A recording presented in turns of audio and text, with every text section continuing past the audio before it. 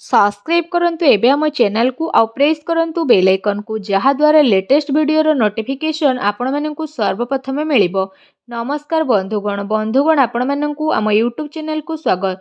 बंधुगण जानिबा आगामी ए 2 दिन अर्थात आगामी 48 घंटार स्थिति आपणक पई किपरि रहिबो, केउ सब जिनिस रे आपणकु फायदा हेबो, केउ सब जिनिस रे आपणकु सावधानता अवलंबन करबाकू पड़िबो, आपणकर लव लाइफ किपरि रहिबो, आपणक क्यारियर किपरि रहिबो, बिजनेस आउ व्यापार किपरि रहिबो एवं ता सहित स्वास्थ्यर किछि महत्वपूर्ण इनफॉरमेशन विषय मध्ये आमे आपण मानकु विस्तार पूर्वक भाबे कहिबु।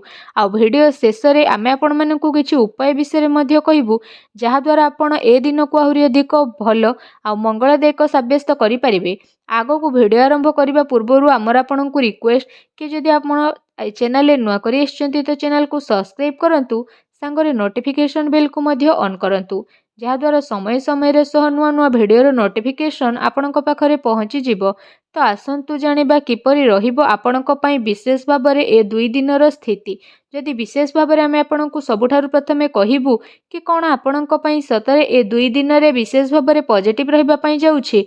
जदि फ्रेंड्स कहिबु, जदि आपण व्यवसाय करूछंती किंबा जदि आपण चाकरी कोठी करूछंती तो निवेश पई ए समयर भलो अवसर आपणकु प्राप्त हेबो। यह आपणकर आर्थिक निवेश पई बहुत ही भल स्थिति नहीं आसुची, जहाद्वारा आपणकु आर्थिक लाभ प्राप्तिर बहुत भल अवसर प्राप्त हेबाकू जाउछि। आपणकर भाग्य आपणकु बहुत भल साथ देबो। काम कार्य क्षेत्र रे आपणकु बहुत भल सफलता मध्य प्राप्त होई जिवो। ता सहित जदि कहिबा चल अचल संपत्ति दृष्टि रु मध्य निवेश करिबा आपणक पई ए दिन रे बहुत ही भल स्थिति रहिबो।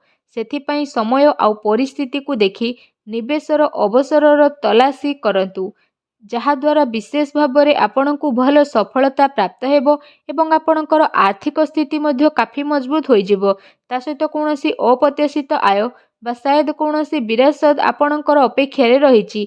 ए आयर भल भाबरे प्रयोग करंतु, जेमिति कोनोसी यात्रा बा एमिति कोनोसी गतिविधि रे करंतु, जहा आपणकु स्पष्ट भाबरे भल स्थिति प्रदान करिवो। ता सहित एमिति किछि कथा काहाकू कुहंतु नहीं जहा सामना वाला को कष्ट प्रदान करिवो। निजर आखपाख लोकंक सहित मिलसंतु, वरिष्ठ को प्रभावित करिबा पई शब्दर निपुणतार प्रयोग करंतु। निजर क्यारियर को बनेइबा आउ किछि पैसा भरा योजना बा रणनीति बनेइबा पई ए दिन आपणक पई शानदार समय रहिबो। आपणकर साथी सहयोगी आपणकु भल परामर्शदाता भावरे जानिबे। रचनात्मकता प्रति मध्य आपणकर विशेष रुचि बढ़िबो। ए अवसर आपण अवश्य लाभ उठांतु। नुआ भावरे काम करिबार मौका मध्य आपणक हाथरु जीवाकू दियंतु नहीं। निज रचनात्मकतारे निज घर को खूबसूरत बनेकी रखंतु। निजर कार्य क्षमतारे अन्य को आपण प्रभावित मध्य करिबे एवं कार्य क्षेत्र रे लाभर विशेष जोग रहिछि। आकस्मिक धन लाभ मध्य आपणको विशेष रूप रे होई जिवो। ता सहित जदि कहिबा आपणक पई कोन नेगेटिव रहिबो कि घरेलू समस्या को दूर करिबारे आपणकर घरेलू विकासर संभव रहिछि। अन्यथा प्रोब्लेम आपणकर बढ़ी पारे। निज काम उपरे भरोसा करंतु। निजर घर परिवार सदस्यों उपरे भरोसा करंतु। कोनोसी अन्य व्यक्ति उपरे भरोसा करंतु नहीं, अन्यथा प्रोब्लेम उत्पन्न होई पारे। ता सहित जदि कहिबा पारिवारिक स्थिति चिंतापूर्ण मध्य होई जिवो, जेउ कारण पई घरे छोट मोट प्रोब्लेम रो माहौल रहिबो। सेति पई घर परिवार रे आपसिक सामंजस्य बनेई रखिबार विशेष आवश्यकता रहिछि। अर्थात जणे आ जण को भरोसा करी सब कार्य को करि नियंतु। निजर दायित्व को नेभेइबार पूर्ण चेष्टा करिकि आपण माता पितांकर सह संबंध मधुर बनेई रखिबा पई चेष्टा करंतु। एमिति व्यक्ति पाखकु जांतु जहाकु जरूरत रहिछि, जेमिति रे आपणकर भाई भौणी माता पिता एवं पड़ोसी सेमानकु शांति प्रदान करंतु। ए समय रे सांसारिक आ व्यवहारिक मामला उपरे ध्यान केंद्रित करिबार नोह, बरं निजर दृष्टि कोण को बदलैबा एवं नुआ विचार को भावना देबार स्थिति आसीछि। एहा द्वारा लोक आपणक द्वारा प्रभावित मध्य हेबे आ आपणकर अधिकतर समय मल्टीटास्किंग रे स्पेंडिंग हेबो बा से सबु करंतु जहा आपण करूछंती। ता सहित आपणको देखिबे जरूरी ही सफलता प्राप्त हेबो। प्रतिटी स्थिति आपणक पई भल रहिबो। भाग्यर भरपूर साथ मध्य मिलिबो। एहा सहित जदि कहिबा कार्यभारर अधिकता कारणरू जरूरी कार्य को समयर सह आपण पूरा मध्य करिबे। सेथि पई क्रोधर अधिकता मध्य रहिबो। नकारात्मक विचार ठारू दूरी रुहंतु। ଅଧିକାରୀଙ୍କ ଠାରୁ ବାଦ ବିବାଦ କରିବା ଠାରୁ ଦୂରେଇ ରୁହନ୍ତୁ। ଏହା ଆପଣଙ୍କ ପାଇଁ ବହୁତ ହି ଭଲ ରହିବ। ଆସନ୍ତୁ ଜାଣିବା ଆପଣଙ୍କର ଲଭ୍ ଲାଇଫ୍ କିପରି ରହିବ। ଯଦି କହିବା ଆପଣଙ୍କୁ ଆପଣଙ୍କର ପ୍ରେମ ଜୀବନରେ ସମ୍ଭାଳି କରି ଚାଲିବାର ଆବଶ୍ୟକତା ରହିଛି। ଏହା ସହ ଛୋଟ କଥା ବଡ଼ ମଧ୍ୟ ହୋଇପାରେ ଆଉ ତାର ପ୍ରଭାବ ଆପଣଙ୍କର ପ୍ରେମ ଜୀବନରେ ନକାରାତ୍ମକ ରୂପରେ ମଧ୍ୟ ପଡ଼ିବ। ଆପଣଙ୍କର ପ୍ରେମ ପାଇବା ପାଇଁ ମଧ୍ୟ ଅନ୍ୟମାନେ ଆଶା ଆକାଂକ୍ଷା କରିକି ରହିବେ। ଆପଣଙ୍କ ଜୀବନରେ ଯାହା ବି ପ୍ରୋବ୍ଲେମ୍ ଆସିବ, ଯାହା ଆଗକୁ ଯାଇ ଆପଣ ଫେସ୍ କରିବେ। ତା ସହିତ ଆପଣଙ୍କୁ ଯଦି ଏଠି ଆମେ କହିବା ଏ ଟାଇମିଂରେ ଆପଣଙ୍କ ପ୍ରେମ ଜୀବନ ପାଇଁ ସ୍ଥିତି ଭଲ ରହିବ।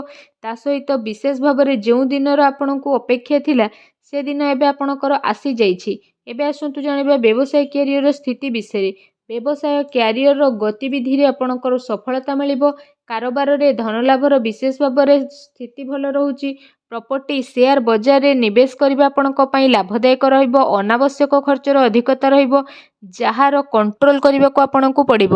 ଏହା ସହ ଚାକିରି କରୁଥିବା ଜାତକଙ୍କ ପାଇଁ ମଧ୍ୟ ଏ ଦିନ ବହୁତ ଭଲ ରହିବ। ବିଦ୍ୟାର୍ଥୀଙ୍କ ପାଇଁ ମଧ୍ୟ ଦିନ ମିଲାଜୁଲା ରହିବା ପାଇଁ ଯାଉଛି। ତ ଆପଣଙ୍କ ପାଇଁ ଯଦି କହିବା ବ୍ୟାପାର ସମ୍ବନ୍ଧିତ କୌଣସି ଯାତ୍ରାରେ ଯିବାର ଯୋଗ ବନୁଛି, କୋର୍ଟ କଚେରୀ ସମ୍ବନ୍ଧିତ କୌଣସି ଭଲ ଖୁସି ଖବର ମଧ୍ୟ ଆପଣଙ୍କୁ ଏ ଟାଇମିଂରେ ପ୍ରାପ୍ତ ହୋଇପାରେ। ଏହା ସହିତ ଯେଉଁ ବ୍ୟକ୍ତିମାନେ ସରକାରୀ କ୍ଷେତ୍ରରେ ଚାକିରି କରୁଛନ୍ତି ସେମାନଙ୍କୁ ଶୀଘ୍ର ହିଁ ସରକାରୀ ବାହନ ଅର୍ଥାତ୍ ମକାନ ମଧ୍ୟ ପ୍ରାପ୍ତ ହୋଇଯିବ। ଆପଣଙ୍କର ଆମଦାନୀରେ ଭଲ ବୃଦ୍ଧି ମଧ୍ୟ ଆଗକୁ ଆସୁଥିବା ଟାଇମରେ ଦେଖିବା ପାଇଁ ମିଳିବ। ସମୟ ଆପଣଙ୍କ କ୍ୟାରିୟର ପାଇଁ କାଫି ଅନୁକୂଳ ରହିବ ଆଉ ଆପଣଙ୍କୁ ସରକାରୀ କ୍ଷେତ୍ରରେ କାଫି ଫାଇଦା ମଧ୍ୟ ମିଳିବ।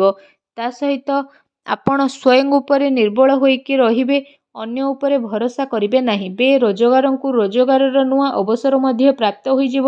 ବ୍ୟାପାର ଧନ୍ଦାରେ ଭଲ ଲାଭ ମିଳିବାର ସମ୍ଭାବନା ରହିଛି, କିନ୍ତୁ ଅନାବଶ୍ୟକ ଖର୍ଚ୍ଚର ଯେହେତୁ ଅଧିକତା ରହିବ ତେଣୁ ସାବଧାନ ରୁହନ୍ତୁ। ଆସନ୍ତୁ ଜାଣିବା ଆପଣଙ୍କର ସ୍ୱାସ୍ଥ୍ୟ କିପରି ରହିବ। ଯଦି କହିବା ଆପଣଙ୍କୁ କୌଣସି ପ୍ରକାରର ସ୍ୱାସ୍ଥ୍ୟ ସମ୍ବନ୍ଧିତ ଗଭୀର ସମସ୍ୟାର ସାମ୍ନା କରିବା ପାଇଁ ପଡ଼ିପାରେ। ସେଥିପାଇଁ କୌଣସି ପ୍ରକାରର ସ୍ୱାସ୍ଥ୍ୟ ସମ୍ବନ୍ଧିତ ସମସ୍ୟା ଉତ୍ପନ୍ନ ହେବା ଦ୍ୱାରା ସମୟ ଦ୍ୱାରା ଉପଚାର କରିବାର ବିଶେଷ ଆବଶ୍ୟକତା ରହିଛି, ଯାହାଦ୍ୱାରା ସମୟ ଥାଉ ଥାଉ କୌଣସି ପ୍ରକାରର ପ୍ରୋବ୍ଲେମକୁ ଆପଣ ଅଟକାଇ ପାରିବେ। ତେଣୁ ସାବଧାନ ରୁହନ୍ତୁ। ଏଥିପାଇଁ ଆପଣ ନିଜର ଖାଦ୍ୟପେୟ ଉପରେ ବିଶେଷ ରୂପରେ ଧ୍ୟାନ ଦିଅନ୍ତୁ। ତା ସହିତ ନିଜ ସ୍ୱାସ୍ଥ୍ୟକୁ ଆହୁରି ଅଧିକ ଭଲ ରଖିବା ପାଇଁ ଆପଣ ପ୍ରତ୍ୟେକ ଦିନ ଯୋଗ କରନ୍ତୁ, ବ୍ୟାୟାମ କରନ୍ତୁ ଏବଂ ସୁସ୍ଥ ରୁହନ୍ତୁ। ଆସନ୍ତୁ ଜାଣିବା ଆପଣଙ୍କ ପାଇଁ ଏ ଦିନରେ କ'ଣ ବିଶେଷ ଉପାୟ ରହିଛି। ଆପଣ ସ୍ନାନ ଆଦି ବିଶେଷ ଭାବରେ କରିସାରିବା ପରେ ହନୁମାନ ଚାଳିଶାର ପାଠ କରନ୍ତୁ। ଭଗବାନ ଶ୍ରୀ ହରି ବିଷ୍ଣୁଙ୍କର ମୂର୍ତ୍ତିକୁ ବିଧିବଦ୍ଧ ବିଧାନର ସହିତ କୌଣସି ହଳଦିଆ ବସ୍ତ୍ରର ସହିତ ସ୍ଥାପନା କରି ଚନ୍ଦନ ଆଉ ହଳଦିଆ ଫୁଲରେ ପୂଜା କରନ୍ତୁ। ତା ସହ ମାଙ୍କର ଆଶୀର୍ବାଦ ନିଅନ୍ତୁ। ପକ୍ଷୀମାନଙ୍କୁ କିଛି ନା କିଛି ଖାଇବାକୁ ଦିଅନ୍ତୁ। ଦେଖିବେ ସବୁ ନକାରାତ୍ମକ ଶକ୍ତିର ବିନାଶ ହେବ, ଶୁଭ ଫଳ ପ୍ରାପ୍ତ ହେବ। ଭିଡ଼ିଓଟି କେମିତି ଲାଗିଲା ଆମକୁ କମେଣ୍ଟ କରିକି ଜଣାଇବେ। ଆଉ ଯଦି ଚ୍ୟାନେଲରେ ନ ଆସିଥିବେ ଚ୍ୟାନେଲକୁ ସବସ୍କ୍ରାଇବ୍ ମଧ୍ୟ କରିନେବେ। ଧନ୍ୟବାଦ।